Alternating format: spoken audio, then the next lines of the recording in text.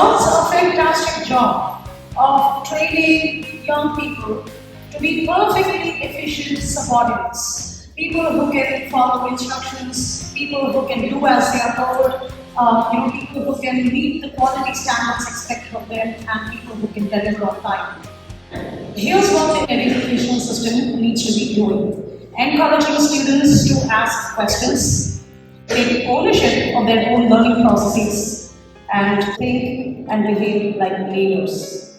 Here's what young people need to realize: the need for critical thinking and the need for a leadership mindset, particularly as a woman student. So high grades are not everything. Being a straight A student is overrated. Scoring high grades does not necessarily make you competitive, it does not make you a leader. I was a straight A student right through school and college, and my parents never pressured me to study well or study hard.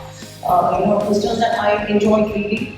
I loved traveling to different places and reading new perspectives and exploring different cultures through the narratives that I read about. And I was especially passionate about economics. My academic record, on hindsight, ended up creating a false sense of security around me until I learned otherwise. The real world does not work that way.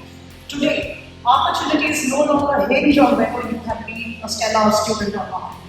Access to opportunities depends on your networking, your interpersonal skills, your attitude, your emotional resilience, your understanding of interconnectedness, and your leadership acumen. And that brings me to my next point, which is that it is wiser to be practically idealistic than to be idealistically practical.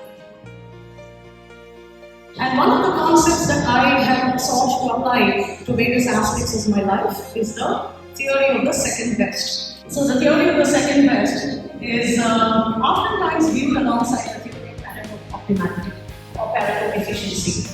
For optimality to be attained, right, the theory of Pareto optimality states that three conditions need to be fulfilled: the efficiency of consumption, the efficiency of production, and the efficiency of production and consumption.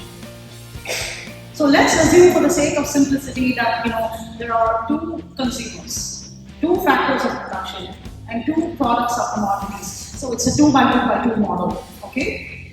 Now, if there is an improvement in the quality of one product in a way that does not adversely impact or dilute the quality of the other product, and if this improved quality of the first product results in improved satisfaction or welfare of one consumer without making the other consumer worse off, then the situation is said to be Pareto optimal, right? So in other words, the simplicity of these variables, in the absence of other externalities, is a very idealistic state. It does not really exist. It doesn't exist in the real world, it exists only in the real world. So the theory of the second best states that if one or more optimality conditions cannot be satisfied, you got to find the next best solution by changing the values of one or more of these variables from values that would have otherwise been considered as optimal. Because in the absence of an ideal state, you are urged to look at the second best solution of adapting one or more variables of your life to times and trends that are ever changing, quickly evolving. And this second best solution would end up being more efficient for you in the longer run than the idealistic first best solution of Pareto optimality. So if you liken the state of being Pareto optimal to an idealistically practical life, right? That's many of us as kids were taught and told and conditioned to believe that an idealistically practical life involves, getting good grades, securing admission into a top college, getting a good job, finding a life partner, getting married, having kids, and then imparting your ancestral and family values and traditions to your kids, and the cycle continues, a smooth sailing life, right? We were told as kids, if we were obedient children who would listen to their parents and elders and what have you. Does real life actually pan out that way? No.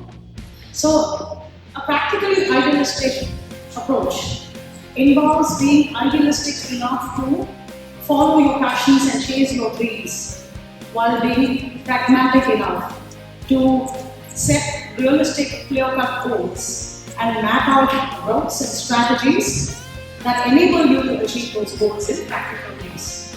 So that is, I think, the second best solution.